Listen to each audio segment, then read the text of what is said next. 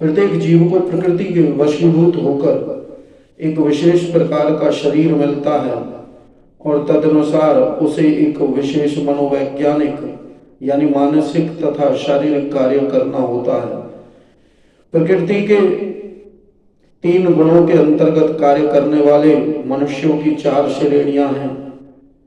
जो नितांत सतोगुणी हैं वे ब्राह्मण, और जो रजोगुणी हैं वे क्षत्रिय, और जो रजोगुणी और तमोगुणी दोनों हैं वे वैश्य कहलाते हैं, और जो नितांत तमोगुणी हैं वे शूद्र कहलाते हैं। जो इनमें से भी नीचे हैं वे पशु हैं, और फिर ये उपाधियां स्थायी नहीं हैं। मैं ब्राह्मण, क्षत्रिय, वैश्य या कुछ भी हो सकता हूँ। जो भी हो, यह जीवन नश्वर है। यद्यपि यह जीवन नश्वर है और हम नहीं जान पाते कि अगले जीवन में हम क्या होंगे, किंतु माया के वश में रहकर हम अपने आप को देहात्म बुद्धि के द्वारा अमेरिकी, भारतीय, रूसी, ब्राह्मण, हिंदू, मुसलमान आदि कहकर सोचते हैं।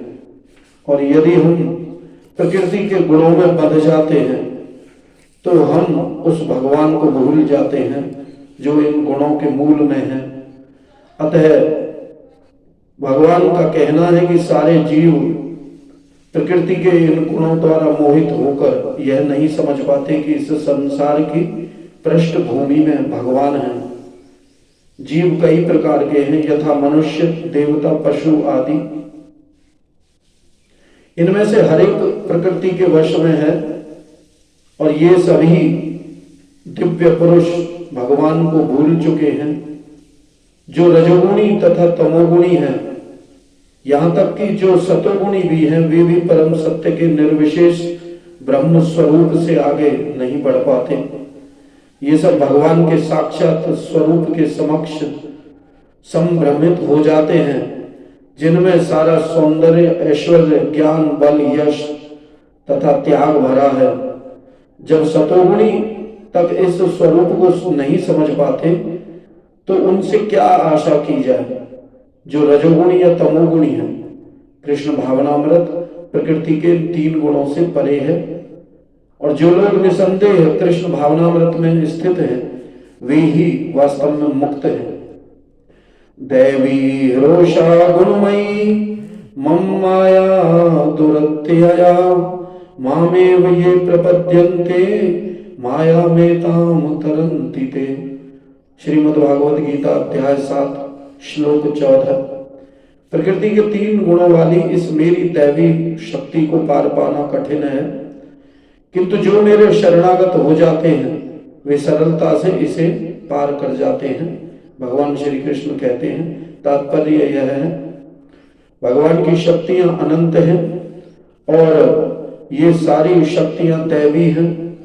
यद्यपि जीवात्माएं उन शक्तियों के अंश हैं, अतः दैवी हैं, किंतु भौतिक शक्ति के संपर्क में रहने से उनकी पराशक्ति आच्छादित रहती है। इस प्रकार भौतिक शक्ति से आच्छादित होने के कारण मनुष्य उसके प्रभाव का अतिक्रमण नहीं कर पाता। जैसा कि पहले कहा जा चुका है, परा तथा अपरा शक्तियां भगवान से उद्भूत होने के कारण नित्य हैं।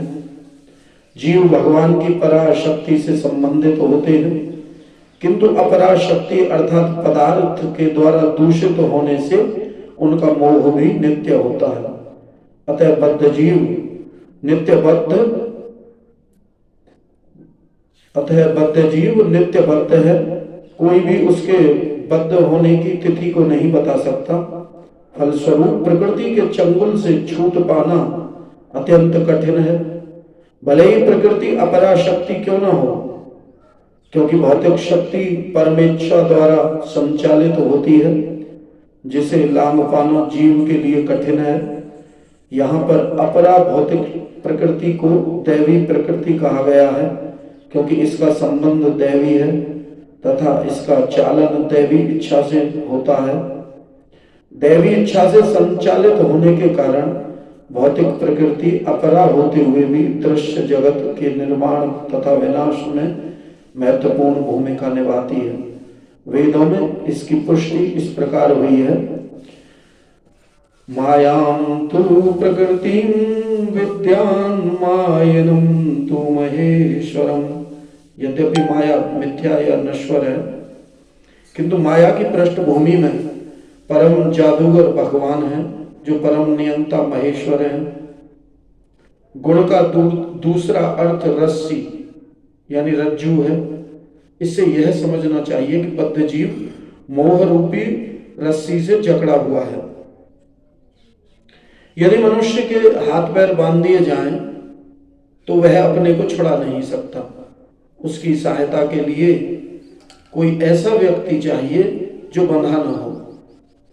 चूंकि एक बंधा हुआ व्यक्ति दूसरे बंधे व्यक्ति की सहायता नहीं कर सकता, अतः रक्षक को मुक्त होना चाहिए।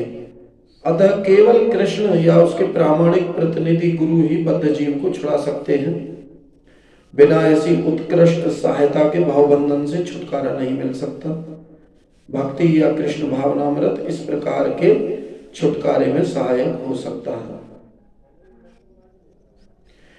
कृष्ण माया के अधीश्वर होने के नाते इस दुर्लभ शक्ति को आदेश दे सकते हैं कि बद्ध जीव को छोड़ दें। वे शरणागत जीव पर अहेतु की कृपा तथा वात्सल्यवश ही जीव को मुक्त किए जाने का आदेश देते हैं, क्योंकि जीव मूलतः भगवान का प्रिय पुत्र है। अतः निष्ठुर माया के बंधन से मुक्त होने का एकमात्र साधन है भगवान के चरण कमलों की शरण ग्रहण करना। मामेव पदवी अत्यंत सार्थक है। माम का अर्थ है एकमात्र कृष्ण यानी विष्णु को, ब्रह्मा या शिव को नहीं। यद्यपि ब्रह्मा तथा शिव भी अनंत महान हैं और प्राय विष्णु के ही समान हैं, किंतु ऐसे रजोगुण तथा तमोगुण के अवतारों के लिए संभव नहीं कि वे बद्ध जीव को माया के चंगुल से छुड़ा सके। दूसरे शब्दों में ब्रह्मा तथा शिव दोनों ही माया के वश में रहते हैं। केवल विष्णु माया के स्वामी हैं, अतः वे ही बद्ध जीव को मुक्त कर सकते हैं। वेदों में इसकी पुष्टि तमेव विदित्वा के द्वारा हुई है, जिसका अर्थ है कृष्ण को जान लेने पर ही मुक्ति संभव है। शिव जी भी इसकी पुष्टि करते हैं कि केवल विष्णु कृपा से मुक्ति प्राप्त की जा सकती है। मुक्ति प्रदाता सर्वेषां विष्णुरेव न संशय। इसमें संदेह नहीं कि विष्णु ही सबों के मुक्ति दाता है। नमाम दुष्कृतिनो मूढ़ा प्रपद्यन्ते नराधमः मायया प्रहत ज्ञान आसुरम भावमाश्रिता। जो निपट मूर्ख है, जो मनुष्यों में अधम है, जिनका ज्ञान माया द्वारा हर लिया गया है, और जो असुरों की नास्तिक प्रकृति को धारण करने वाले हैं, ऐसे दुष्ट मेरी शरण ग्रहण नहीं करते। अर्थात श्रीमद् भागवत गीता में यह कहा गया है कि श्री भगवान के चरण कमलों की शरण ग्रहण करने से मनुष्य प्रकृति के कठोर नियमों को लांघ सकता है। यहां पर यह प्रश्न उठता है कि तो फिर विद्वान, दार्शनिक, वैज्ञानिक, व्यापारी, शासक तथा जनता के नेता, सर्वशक्तिमान भगवान श्री कृष्ण के चरण कमलों की शरण ग्रहण क्यों नहीं कर सकते या करते? बड़े बड़े जननेता विभिन्न विधियों से विभिन्न योजनाएं बनाकर अत्यंत धैर्य पूर्वक जन्म जन्मांतर तक प्रकृति के नियमों से मुक्ति की खोज करते हैं, किंतु यदि वही मुक्ति भगवान के चरण कमलों की शरण ग्रहण करने मात्र से संभव हो, तो ये बुद्धिमान तथा श्रमशील मनुष्य इस सरल विधि को क्यों नहीं अपनाते? गीता इसका उत्तर अत्यंत स्पष्ट शब्दों में देती है। समाज के वास्तविक विद्वान नेता यथा ब्रह्मा, शिव, कपिल, कुमारगण, मनु, व्यास, देवल, असित, जनक, प्रहलाद, बलि तथा उनके पश्चात मध्वाचार्य, रामानुजाचार्य, श्री चैतन्य तथा बहुत से अन्य श्रद्धावान दार्शनिक, राजनीतिज्ञ, शिक्षक, विज्ञानी आदि हैं। जो सर्वशक्तिमान परम पुरुष के चरणों में शरण लेते हैं।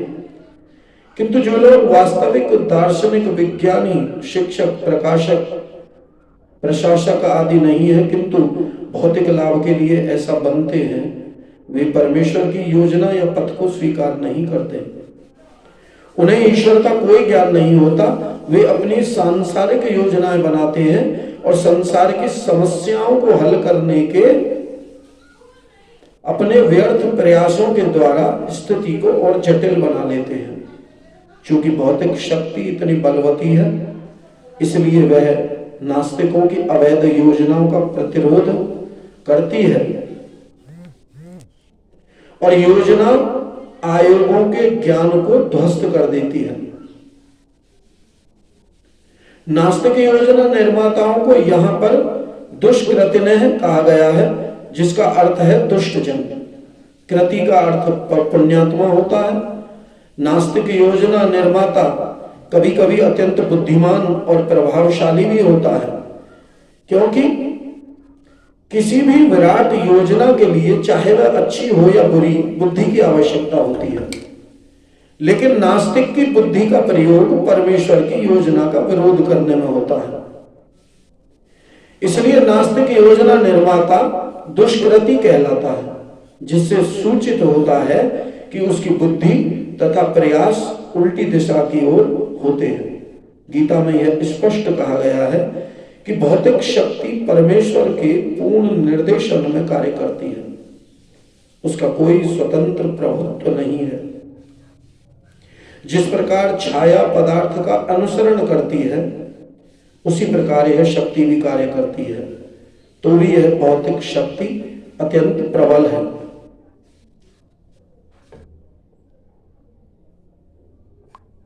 और नास्तिक अपने अनीश्वरवादी स्वभाव के कारण यह नहीं जान सकता कि वह किस तरह कार्य करती है, और ना ही वह परमेश्वर की योजना को जान सकता है।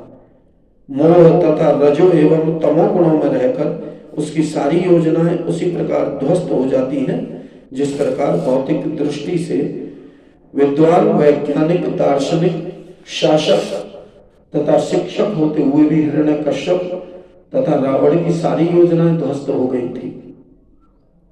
ये दुष्कृति या दुष्ट 4 प्रकार के होते हैं, जिनका वर्णन नीचे दिया गया है। नंबर 1, मूढ़।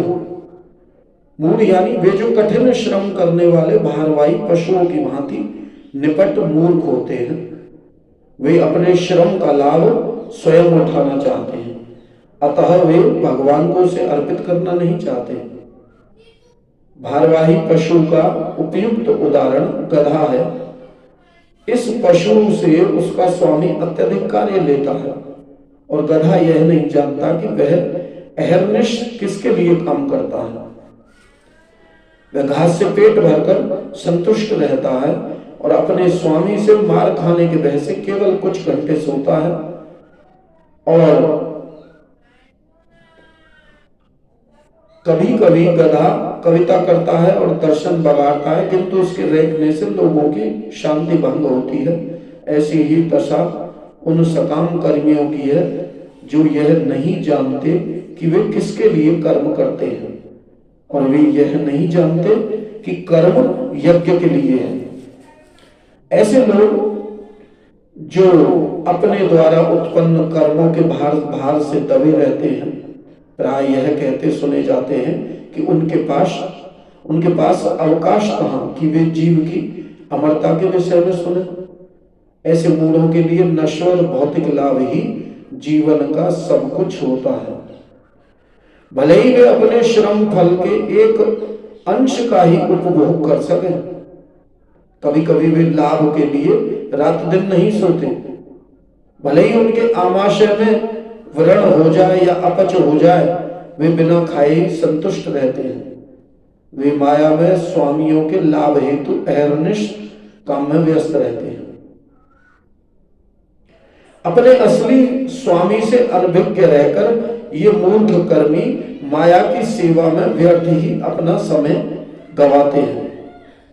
दुर्भाग्य तो यह है कि वे कभी भी स्वामियों के परम स्वामी की शरण में नहीं जाते और न ही वे सही व्यक्ति से उसके विषय में सुनने में कोई समय लगाते हैं।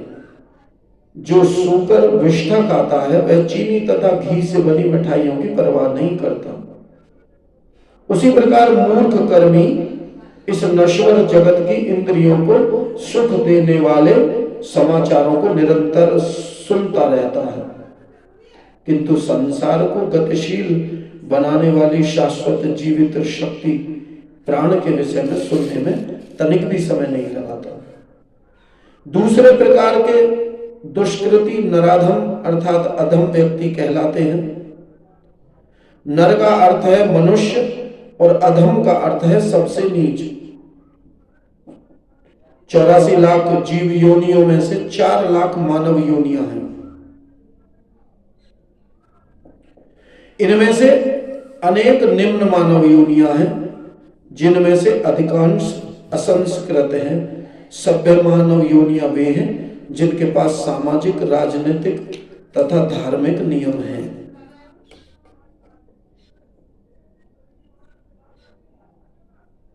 जो मनुष्य सामाजिक तथा राजनीतिक दृष्टि से उन्नत हैं, किंतु जिनका कोई धर्म नहीं होता, वे नराधम माने जाते हैं। धर्म ईश्वर विहीन नहीं होता, क्योंकि धर्म का प्रयोजन परम सत्य को तथा उसके साथ मनुष्य के संबंध को जानना है।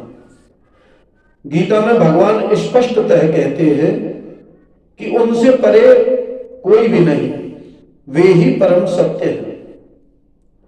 मनुष्य जीवन का सुसंस्कृत रूप सर्वशक्तिमान परम सत्य श्री भगवान कृष्ण के साथ मनुष्य की विस्मृत भावना को जागृत करने के लिए मिला है।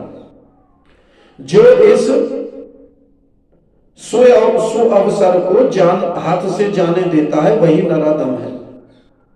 शास्त्रों से पता चलता है कि जब बालक मां के गर्भ में अत्यंत असहाय रहता है तो वह अपने उद्धार के लिए प्रार्थना करता है और वचन देता है कि गर्भ से बाहर आते ही वह केवल भगवान की पूजा करेगा।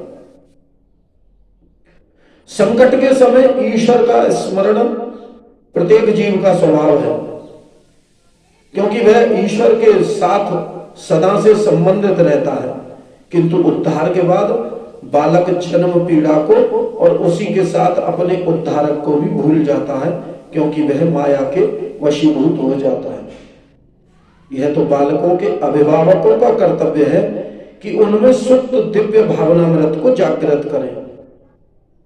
वर्णाश्रम पद्धति में मनुस्मृति के अनुसार ईश भावनामृत को जागृत करने के उद्देश्य से 10 शुद्धि संस्कारों का विधान है, जो धर्म का पथ प्रदर्शन करते हैं।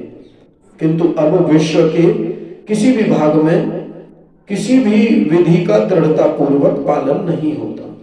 फलस्वरूप 99.9% जनसंख्या नराधम है। जब सारी जनसंख्या नराधम हो जाती है तो स्वाभाविक है कि उनकी सारी तथाकथित शिक्षा भौतिक प्रकृति की सर्वसमर्थ शक्ति द्वारा व्यर्थ कर दी जाती है। गीता के अनुसार विद्वान पुरुष वही है जो एक ब्राह्मण, कुत्ता, गाय, हाथी तथा चांडाल को समान दृष्टि से देखता है।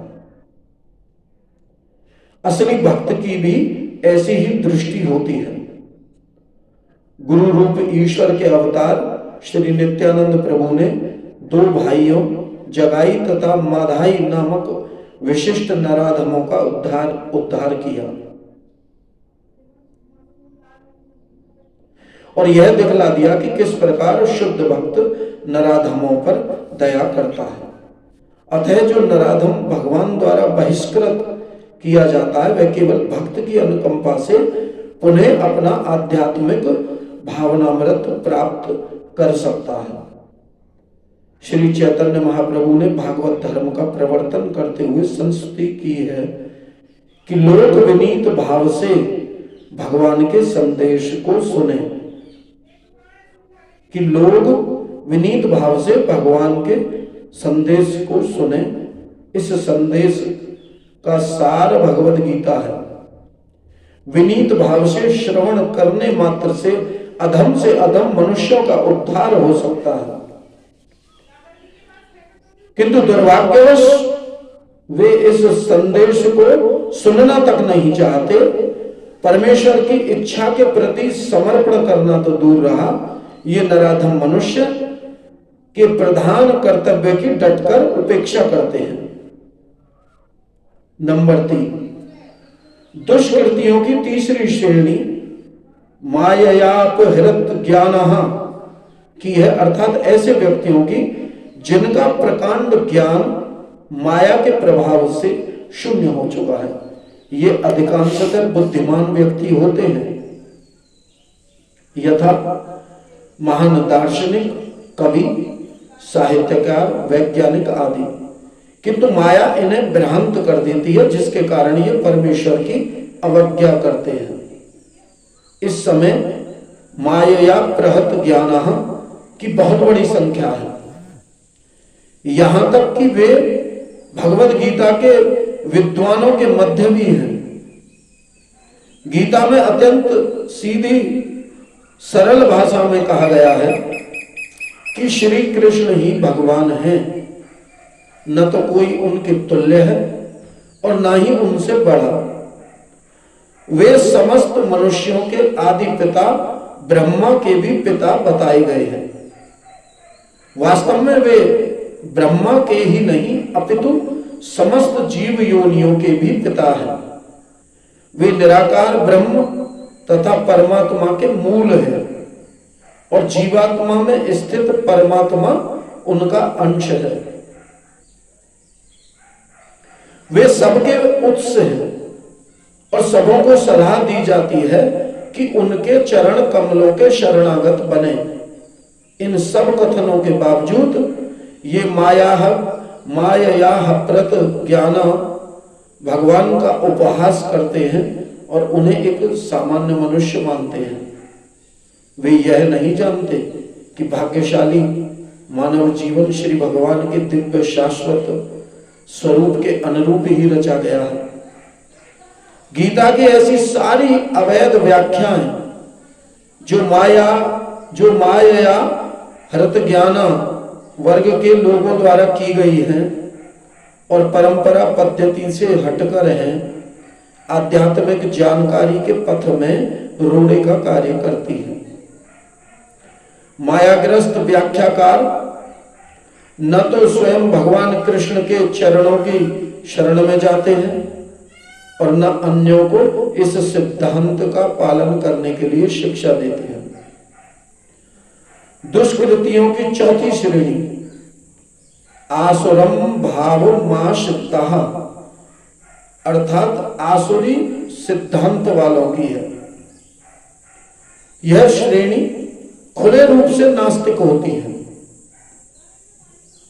इनमें से कुछ तर्क करते हैं कि परमेश्वर कभी भी इस संसार में अवतरित नहीं हो सकता, किंतु वे इसका कोई ठोस प्रमाण नहीं बता पाते कि ऐसा क्यों नहीं हो सकता।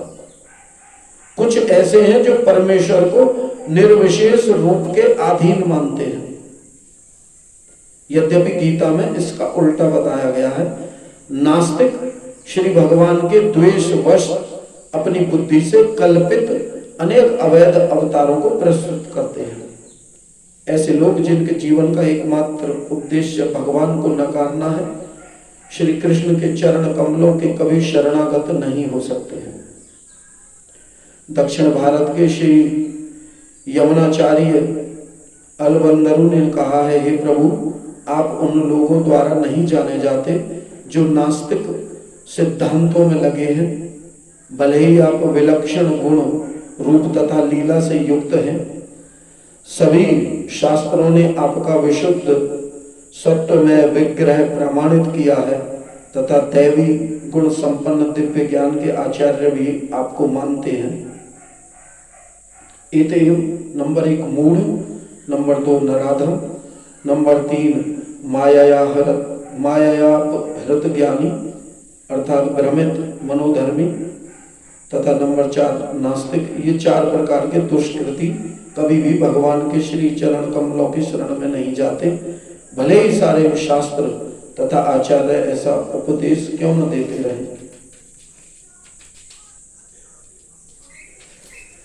चतुर्विधा भजन्ते मां जनाः सुकृतिनो अर्जुन आर्तो जिज्ञासुर्थार्थी ज्ञानी च भरतर्षभ। अर्थात हे भरत श्रेष्ठ, 4 प्रकार के पुण्यात्मा मेरी सेवा करते हैं। नंबर 1 आर्त, 2 जिज्ञासु, 3 अर्थार्थी तथा 4 ज्ञानी।